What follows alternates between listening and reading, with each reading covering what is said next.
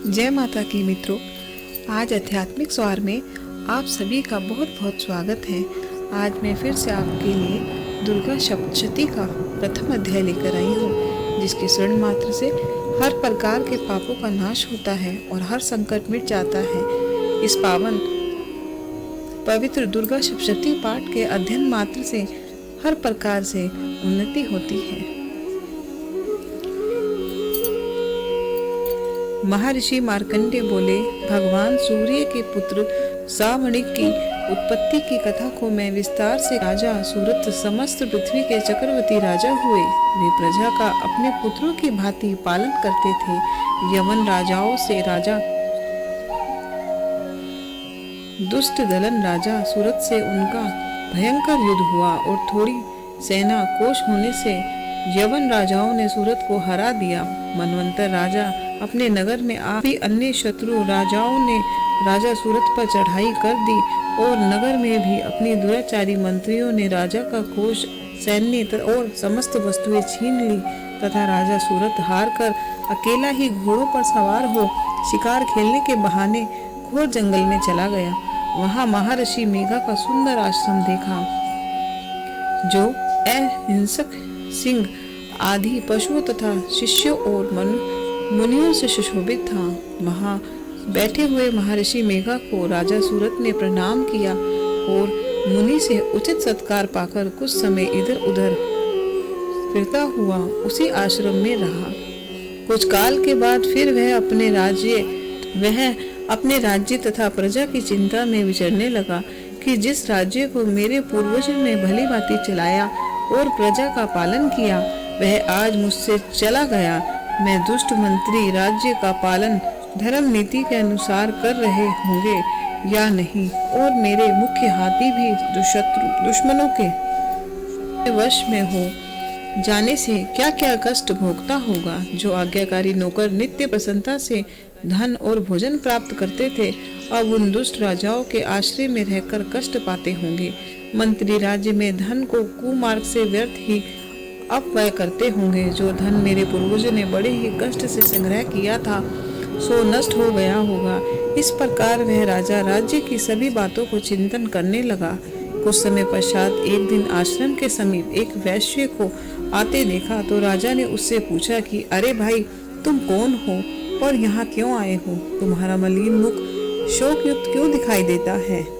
इस प्रकार राजा सूरत की बातों को सुनकर उस समाधि नाम के वैश्य ने राजा सूरत से पूछा कि हे राजन, मेरा जन्म धनवान कुल में हुआ। मेरे दुष्ट स्त्री पुत्र आदि ने मुझे धन के लोभ में घर से निकाल दिया, मेरा धन छीन लिया और मैं धन स्त्री पुत्र से रहित हूँ। अब मैं अकेला दुखी होकर इस वन में आया हूँ। मुझे अपनी स्त्री तथा बंधुओं का कुछ भी पता नहीं है। मैं यहाँ रहने के कारण अपनी स्त्री पुत्र और सब जनों की परिस्थितियों को कुछ नहीं जानता कि वे इस समय अपने स्थान पर सुखी हैं या दुखी हैं।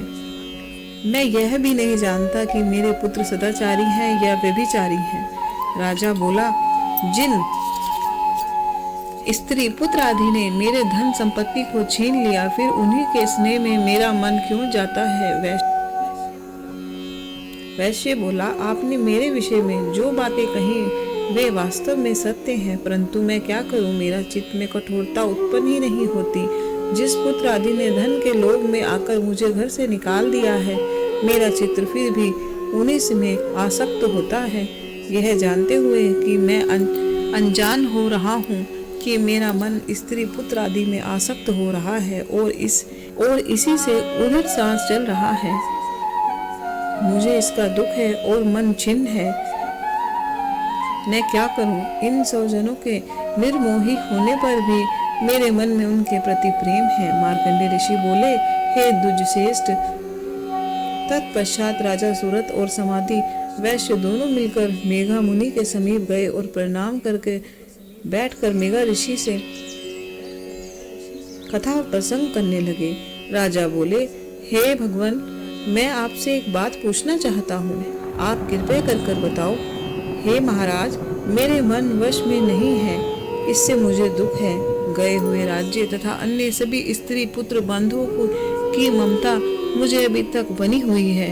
हे मुनिश्रेष्ठ, यह जानते हुए कि मेरा स्नेह उनसे अज्ञानियों की भांति विशेष बढ़ता जाता है और इस समाधि वैश्य को इसकी स्त्री पुत्र आदि ने त्याग दिया है तथा इसे घर से बाहर निकाल दिया है, यह भी उनसे अत्यंत आसक्त रहता है। इस तरह हम दोनों बहुत ही दुखी हैं महाभाग।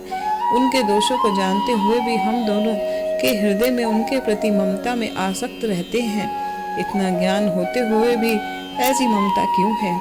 हम दोनों को अज्ञानियों की भांति मूढ़ता क्यों उत्पन्न हो रही है? महर्षि मेघा ने कहा, समस्त जंतुओं को जानने योग्य ज्ञान होता है। हे महाभाग, सभी प्राणी पृथक पृथक होते हैं। कोई दिन में नहीं देखते, कोई रात्रि में नहीं देखते, कोई दिन रात्रि में समान दृष्टि से देखते हैं। सभी मनुष्य ज्ञान युक्त हैं, यह सत्य है, इसमें संदेह नहीं है। केवल उनसे ही नहीं, सभी पशु पक्षी मृग आदि में भी मनुष्य की भांति ज्ञान होता है। यह स्थूल ज्ञान होता है। जैसे मनुष्य में आहार आदि की इच्छा उत्पन्न होती है, वैसे ही पशु पक्षी आदि में भी आहार विहार निंदा मैथुन आदि की इच्छाएं उत्पन्न होती है।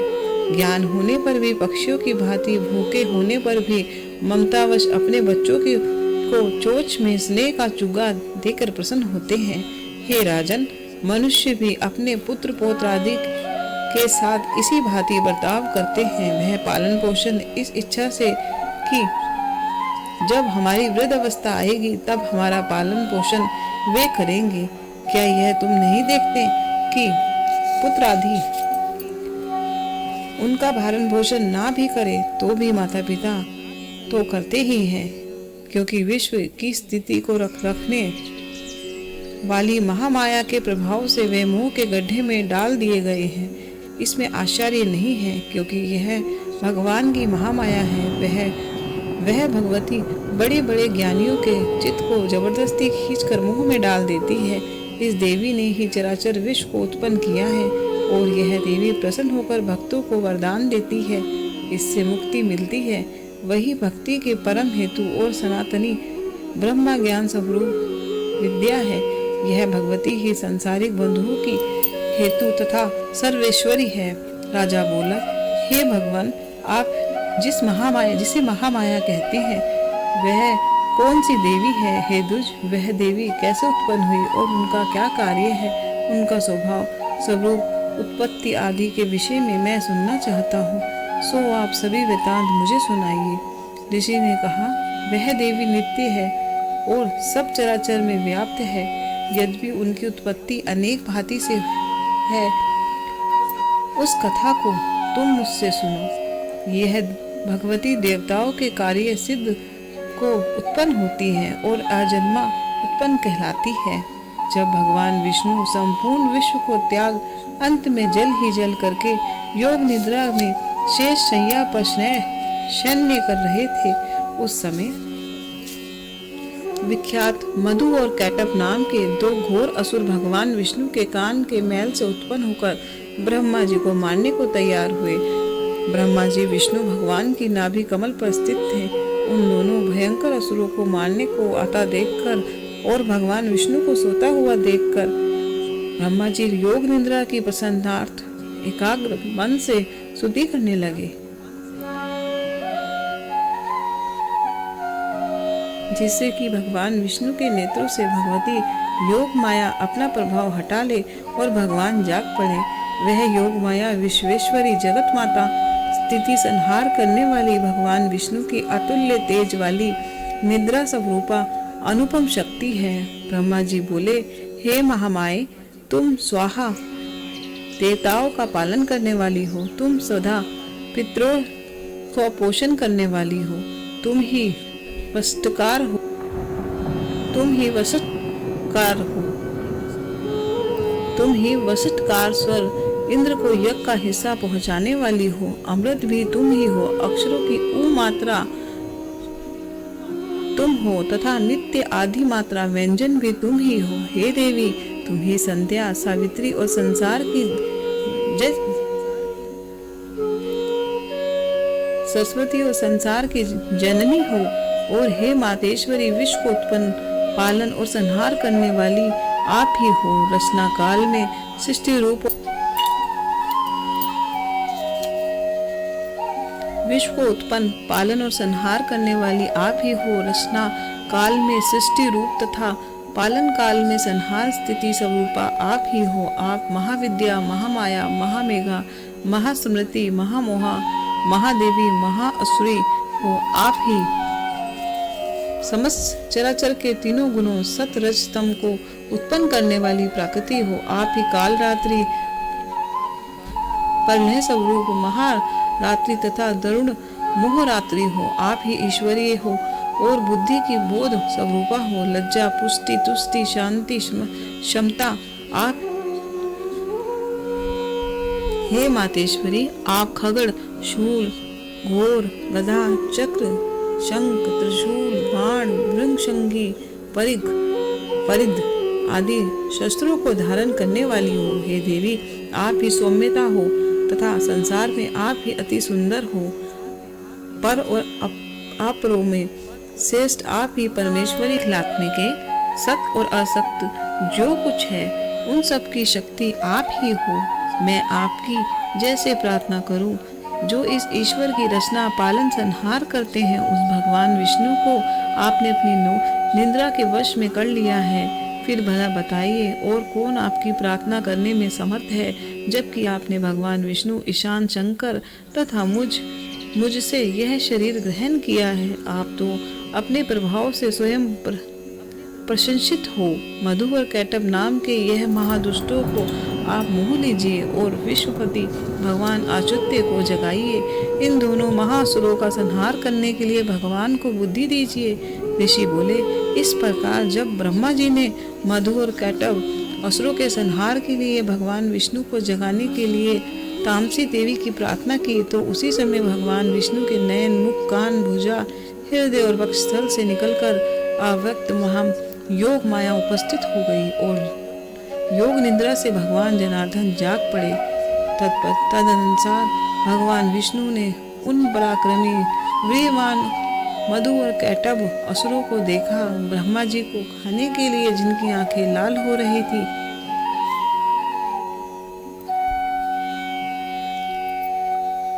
तब भगवान विष्णु ने शेष शैया से उठ उन असुरों को 5000 वर्ष तक बहुयुद्ध किया। अति बलशाली महाउन्नत दोनों असुरों को महामाया ने मोहित कर रखा था। अतः दुष्टों ने भगवान से कहा कि आप हमसे वरदान मांगो। भगवान ने कहा, यदि तुम मुझ पर प्रसन्न हो तो मेरे हाथ से ही तुम्हारी मृत्यु हो। मैं तो केवल यही वर चाहता हूँ। ऋषियों ने कहा।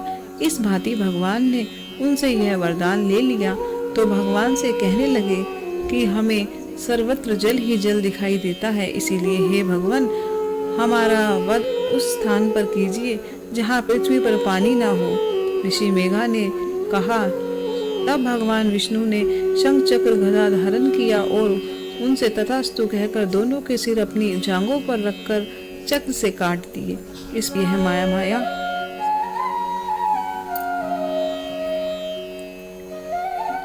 इस प्रकार यह महामाया देवी श्री ब्रह्मा जी की प्रार्थना करने पर स्वयं उत्पन्न हुई है। हे राजन, मैं अब इसके प्रभाव को बताता हूँ, आप ध्यान से सुनिए। इसी प्रकार प्रथम अध्याय संपूर्ण हुआ। मित्रों, आप इस पाठ को नवरात्रों में 9 दिन नित्य प्रति सुनिए और एक भी दिन भी इसे छोड़िए नहीं, तो आपको इस पाठ का पूर्ण फल प्राप्त होगा। जय माता की।